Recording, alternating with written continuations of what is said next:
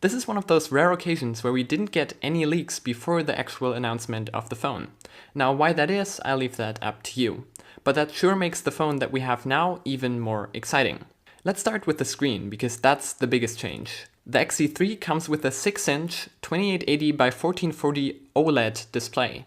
This is the first time that Sony has put an OLED inside one of their phones, and it comes with the usual advantages of very deep blacks and a high contrast.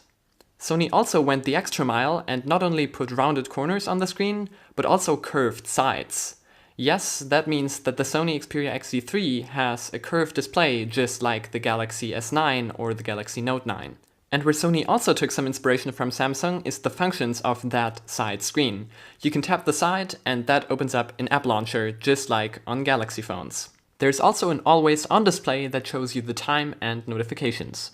Now with that new curved screen and the curved Gorilla Glass back comes a very great feel in the hand.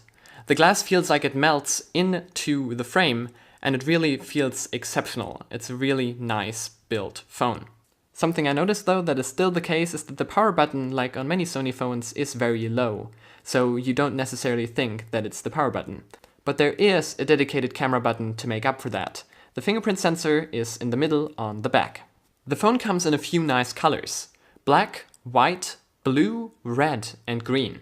Now aside from the screen and the new look and feel that comes with it, everything else basically stayed the same. So you still get a Snapdragon 845 inside, paired with 4GB of RAM and 64GB of internal storage that can be expanded with a microSD card. There's a 3300 mAh battery inside that can either be charged through the USB Type-C 3.1 port on the bottom or through Qi wireless charging. The phone also again comes with dual front stereo speakers and Sony's vibration feedback for better sound. There's IP65 and IP68 water resistance for splashes and submersion, and on the back you also find a 19 megapixel camera, just like on the XZ2. It can of course record 4K at up to 60 FPS, but also again 1080p at up to 960 frames per second for some super high quality, super slow motion. And yes, by the way, that on the back is only one single camera. Sony didn't follow the trend and put two cameras on the back. Recording can also happen in HDR, and the camera app is pretty quick to take pictures. The front camera is 13 megapixels, by the way. The XZ3 is also one of the first phones to launch with Android 9 Pie out of the box.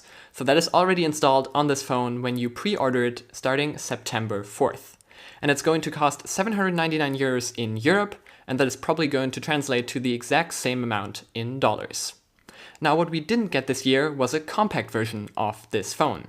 There's no XZ3 Compact this year, so if you liked Sony's approach at putting high-end specs in a more compact footprint, so you could have a smaller phone that still has high-end features, you unfortunately don't get that this time.